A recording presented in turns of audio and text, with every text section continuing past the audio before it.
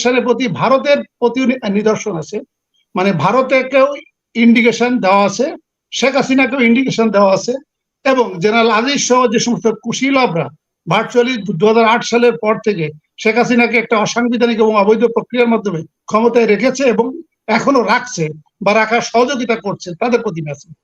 আমি আপনাকে দায়িত্ব নিয়ে বলছি যে ডোনাল্ড লু যে এসেছিল এখানে পর্দার আড়ালে রাজনীতি নিয়েও আলোচনা হয়েছে, যেটা প্রকাশ্যে আসে নাই, কারণ আমেরিকা যদি প্রকাশ্যে সেভাবে বক্তব্য দেয় তাহলে মানুষ যেভাবে ক্ষুব্ধ হয়ে আছে তাহলে একটা অকস্মাৎ গণবিপ্লব, গণবিস্ফোরণের মতো ঘটনা ঘটে যাবে। এবং আমি যে সোর্স, আরেকটি সোর্স থেকে খবর পেয়েছি, যেটা হলো হ্যাকিং এর বিষয়টা সত্য। আমি ধরেই নিচ্ছি যে এটা সত্য না, এটা আমি ধরে নিলাম মিথ্যা। তাহলে $7.42 বিলিয়ন আপনি আগামী 6 মাসের ভিতর বাংলাদেশ ব্যাংকের রিজার্ভ হয়ে যাবে শূন্য।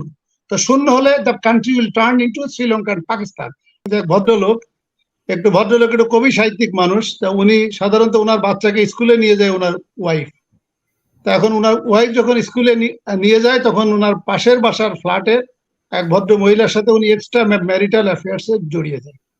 তো ওনার ওয়াইফ যখন স্কুলে নিয়ে যায় বাচ্চাদেরকে, এবং বাচ্চা যত সময় পর্যন্ত স্কুলে থাকে ততক্ষণ পর্যন্ত ওয়াইফ ওখানে অপেক্ষা করে, তারপর স্কুল ছুটিয়ে গেলে আবার সে ফিরে আসে।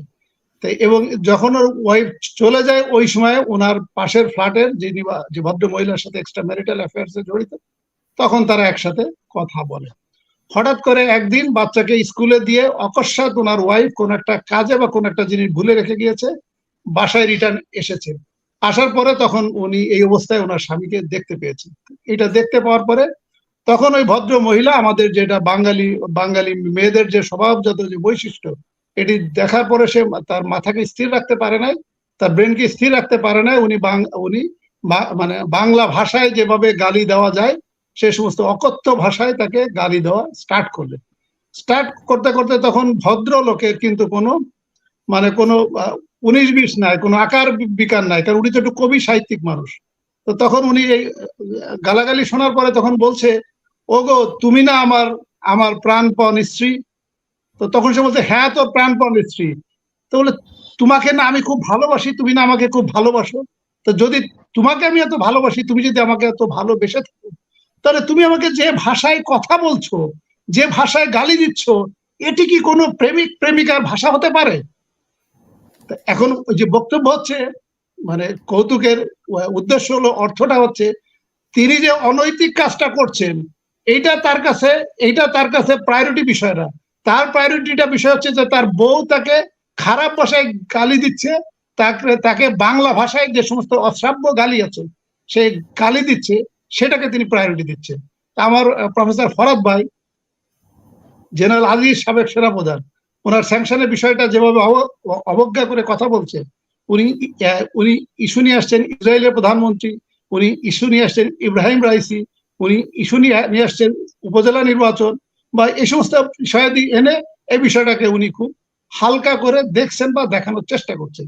এটি ফরদ ভাই, জনগণ তো ভুল বার্তা পাবে না, জনগণের বার্তা যেটা পাবে সেটা পাবে, কিন্তু আপনার সম্পর্কে জনগণ ভুল ওই বার্তা পাবে, এবং আওয়ামী নেতাদের বা আওয়ামী লেসপেন্সারদের সম্পর্কে জনগণ একটা ভুল বার্তা পাবে।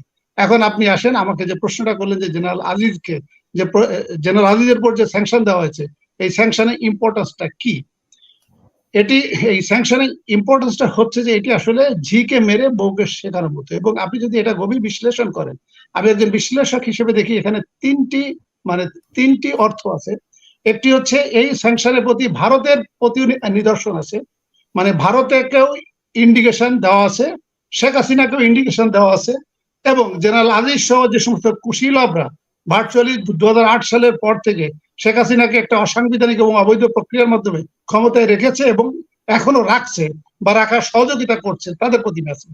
এখন প্রশ্ন আসতে পারে, ভারতের প্রতি কি মেসেজ? ভারতের প্রতি মেসেজ হাসিনা আক্তার।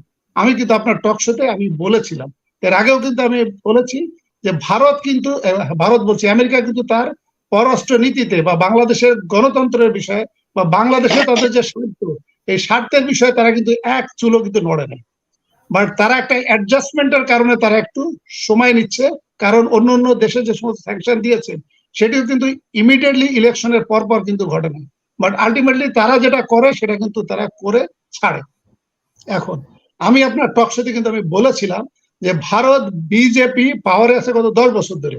আমার যেটা ধারণা, এটা আমি নিশ্চিত না, বাট আমি একজন বিশ্লেষক হিসেবে আমার যেটা ধারণা যে ভারতের যারা নীতি নির্ধারকদের পক্ষ থেকে আমেরিকার নীতি নির্ধারকদেরকে বলা হয়েছিল যে আমাদেরকে 6 মাসের গ্রেস পিরিয়ড টাইম দিতে হবে রিগার্ডিং বাংলাদেশ, কারণ 6 মাস পরে তাদের নির্বাচন। কারণ তারা তাদেরকে বলেছে যে আমাদের পার্শ্ববর্তী যে দেশগুলো আছে সকল দেশ হাতছাড়া হয়ে গেছে। এখন যদি আমার বাংলাদেশ হাতছাড়া হয়ে যায়, তাহলে আমার বাংলাদেশের সাথে 11টা রাজ্য সরাসরি ডাইরেক্টলি এবং ইনডাইরেক্টলি জড়িত। উত্তরে সিকিম, পূর্বে 7টা রাজ্য, পশ্চিমে ওয়েস্ট বেঙ্গল, বিহার, উড়িষ্যা। তাহলে যদি বাংলাদেশ হাতছাড়া হয়ে যায়, তাহলে আমার আগামী 6 মাস পরে ইলেকশনে ক্ষমতায় আসার সম্ভাবনা কম। তো আমাকে 6 মাসের গ্রেস পিরিয়ড দিতে হবে। এটা কিন্তু আপনার টক শোতে আমি বলেছি, অন্য টক শোতে কিন্তু আমি বলেছিলাম। এখন যদি এটা হয় 1 তারিখে ভারতের নির্বাচনের শেষ ধাপ, এবং এখন যে জরিপ যেটা বলছে বিজেপি ধারণা করেছিল তারা বাবরি মসজিদ ভেঙে রাম মন্দির স্থাপন করেছে, হিন্দুত্ববাদ দিয়ে তারা 400 আসন পাবে। এখন তারা সুর নামিয়ে বলেছে 300 আসন। এখন যেটা জরিপ বলছে যে 200 প্লাস মাইনাস হতে পারে। সর্বশেষ যে জরিপ তাতে বলা হচ্ছে 220টা আসন পেতে পারে। তাহলে সেই ক্ষেত্রে 220টা আসন যদি পায় সরকার গঠন করতে গেলে তাদেরকে 272টা আসন পেতে হবে। এই ক্ষেত্রে আমি যেটা দেখতে পাচ্ছি পাকিস্তানের পুনরাবৃত্তি হতে পারে। ইমরান খান 103টা আসন পেয়েও 3টা আসন এবং হাইয়েস্ট নাম্বার অফ সিট পেয়েও কিন্তু সরকার গঠন করতে পারে নাই, কারণ বিরোধী দল একজোট হয়ে গিয়েছে। এবং ভারতে যদি একই অবস্থা ঘটে যে ভারতে অলরেডি ইন্ডিয়া জোট নামে একটা জোট গঠন করা হয়েছে, তাহলে তারা যদি 220টা আসন পায়, তাহলে সেই ক্ষেত্রে বিজেপি সরকার গঠন করার সম্ভাবনা কম, যদি কিনা অকস্মাৎ যদি কোনো অন্যরকম ঘটনা না ঘটে। এখন আপনি আসেন, এই যে এখন যে ভারতের যে 6 মাস চেয়ে নেওয়া, আগামী জুনের 15 তারিখ নাগাদ একটা সরকার গঠন হবে, যেটা বিজেপি ক্ষমতায় নাও আসতে পারে। যদিও আসে তাহলে সেটি হবে একটা দুর্বল সরকার, অন্য অনেকগুলো দলের সমর্থন নিয়ে তাকে ক্ষমতায় আসতে হবে। আর এটি হচ্ছে ভারতের প্রতি যে মেসেজ, যে তুমি আমার কাছে 6 মাস সময় চেয়েছিলে, তোমাকে আমি 6 মাস সময় দিয়েছি।